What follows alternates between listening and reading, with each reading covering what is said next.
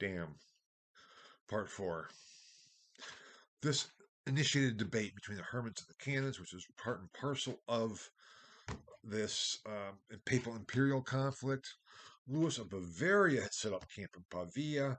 It gets very detailed and very messed up, but the point here is it's in this context that the hermits get their identity as the true sons and heirs of their father, teacher, leader, and heir Augustine. What does that mean? That means they are appropriating Augustine for themselves, which they do. Augustinus of Ancona, I just mentioned, most likely, it's not completely clear or certain, began this work of great scholarship, the Milliloquium Sancti Augustini, where he went through and topically, based on theological issues, political issues, gathered together over 1,000 sayings or statements of Augustine, putting it all together in one issue and in one book. It kind of begins this scholarly approach to Augustine, which the traditional scholarship, and Heiko included, claims that it doesn't start until 1340. But there's already this attempt, and very clear attempt, to follow Augustine, to follow in his footsteps. And I have up there too the debate and controversy with the Augustinian canons, which was a serious one and an ongoing one. It wasn't solved until Lewis left. And then there's disgruntlement and everything else between the two orders, because this is not simply a prestige issue. It's an issue of how is a parish governed, who receives the income from the parish, in the civic processions, which order marches first, and these things. It's a very, very major problem. And the thing is that it was unclear that Augustine actually had ever founded an order of hermits. It gets very messed up, but what the Augustinian hermits do is create a new biography for Augustine. It's what I've called the myth of Augustine. They create a story of Augustine as their own founding father. That gets also very detailed. I have a book, Creating Augustine, if you want to read that. You can talk a lot more about it there. But the point being is that these sermons, that's what the Sermones ad Fratres and Eremo, were fabrications, most of them. There's a couple of genuine sermons in there, but it's here in these sermons that we find this new Augustinian myth, this myth of Augustine as a founder of the hermits. Now, these sermones were associated very closely with my guy, Jordan of Quedlinburg. That too is a long, complex story about how they were so. It had been at one point suggested that he was actually the creator of these sermons, the forger of these sermons. I don't think that can really be the case, but there were other Augustinian hermits who may very well have been. But that, again, gets into a technical, textual argument. But the point here I want you to know is that these bodies of sermons, the Sermones of Fratres and Eremo, supposedly were authentic sermons of Augustine that had been recently discovered, addressed to his hermits already in Hippo. But that gets to be a major issue. So they had created this new Augustine, this new biography of Augustine. And we have to keep in mind that in 1327 or so, we have, it's still not the level of scholarship that we know today. You can't just go to the library and say, when was it, Augustine born? Go and look it up. Everything has to be kind of reconstructed. It gets passed down orally. And it was a very different situation than we are today in terms of the scholarship and what is known about Augustine and his life. Was it plausible? Absolutely. Was this a series of sermons that Augustine could have written? Absolutely. And there's a lot of parallels and closenesses there. It's a very complex collection of sermons. But Jordan went on then to write by 1340, no, actually by 1349, his Liber Vitas Fratrum, which was a book of the lives of the brother, which he gives a very comprehensive discussion of what it means to live as a true son of Augustine. And it's even the dedication is to John of Basel, an Augustinian theologian at Paris. I'll talk a little bit more about him, but he's definitely a scholastic theologian at Paris. And he wrote to Father Jordan, Brother Jordan, and said, Jordan, how do we know whether one is or is not a true son of Augustine? And Jordan wrote this book, his Liber Vitae Frautrum, to answer that question. And in here, he portrays the hermits as the embodiment of Augustine. Augustine is reborn basically in the hermits, and Augustine has to be the rule and exemplar for all that we do. That is the point. Not only are we the true sons and heirs, we're the embodiment of Augustine himself.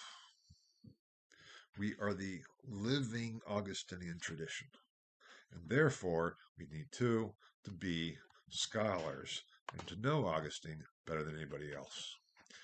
Now, here we go back to the Augustinian scholarship and theology. This will be somewhat quick. I already have talked about the return to the sources in terms of the Renaissance. In Augustinian theology, it's difficult to determine what is Augustinian and what is that based on. As I said, I've tried to do it historically, and let's look at the Augustinian theologians, i.e., members of the Augustinian hermits, and how do we characterize their theology. And I have up there the primacy of grace and the primacy of love. And again, I have a book, Augustinian Theology of the Later Middle Ages, Volume 1 is out, and I'll be finishing Volume 2, I hope, this year or next. But so you can read more about it there if you're interested. But certainly Augustine, even though the hermits were trying to appropriate Augustine for themselves, Augustine was for everybody. And so what happens is it becomes an issue of debate over Augustine and how do we interpret and understand Augustine. How is Augustine's theology to be defined and to be described? What are we to make of it all? And what is the authentic Augustinian tradition? For the hermits, they know what it is. It is their own life and their own following in the footsteps of Augustine and of being an Augustinian, which is, or was, an historical understanding as well as a theological understanding. Whereas attempts to say that Augustinianism is Augustine's anti-Pelagianism, which was one of the predominant definitions of the term, is a theological understanding and not a historical, because for the Augustinian hermits, it was far broader than that. Actually, it was what Jordan referred to as the religion of Augustine. The Religio Augustini was the term he used. In the later Middle Ages, or Middle Ages as such, Christianity was not a religion. I've already talked about Christianity as Christendom. Christianity was a faith within which there are many different religions. Even Thomas Aquinas argues that question. Says, no, there are many different religions. Religion was how you fulfilled your religious obligations to God in the context of Christian faith. The monastic orders were at times referred to as religion. And legally, in canon law, if you entered and joined a religious order, you entered religio. You entered the status of being a religious. That too is important, because who qualifies as being religious, as a religious? I will come back to that later, because that's going to be important for us, for Luther. Because for a while, at first, and even in Jordan's time when he is arguing for the Religio Augustini, he does a lot of other things with it too, but I'll come back to that. There's this sense of if you truly want to be religious, you have to become a monk or a friar. That's the mendicant orders. And lay Christians are okay, but they're of a lower status.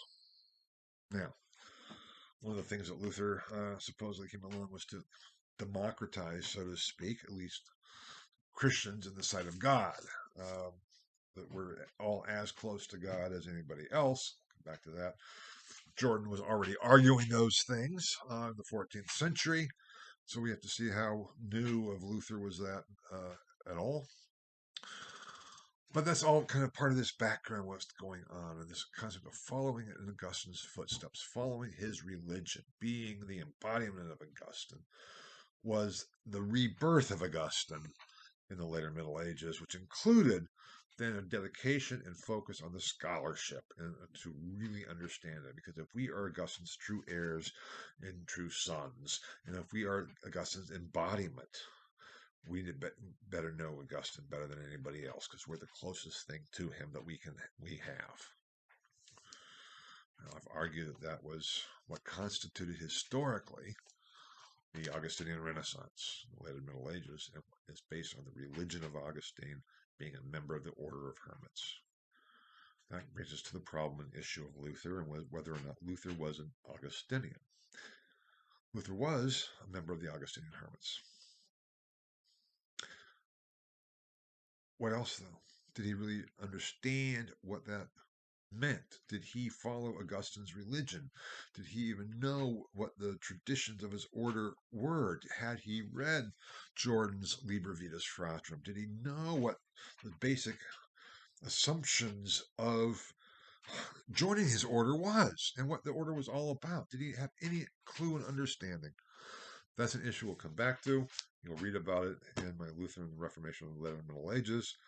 But that is what kind of came out. Some of what this papal imperial conflict was not only the undermining of confidence in the leadership, it also resulted in the order's self-identity and a new renaissance of Augustine scholarship and a rebirth of Augustine that was to have a major impact on life going forward from that point on, eventually leading to some of the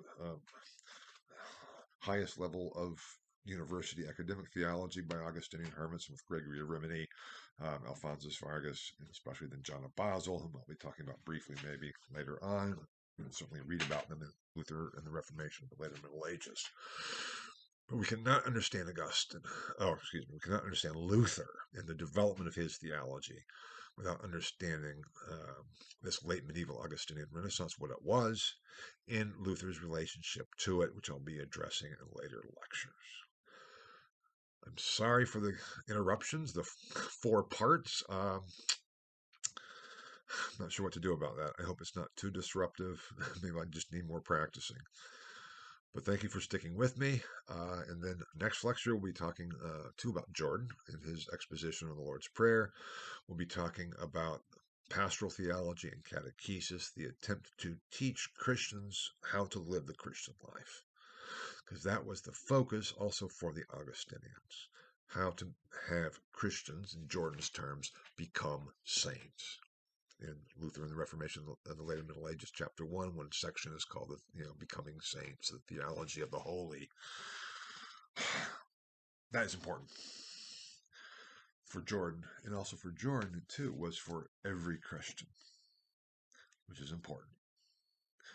Okay, I'll be back for next lecture, focusing on Jordan's exposition of the Lord's Prayer, pastoral theology, and catechesis. Thank you for sticking with me, and I'll be seeing you soon. Bye-bye.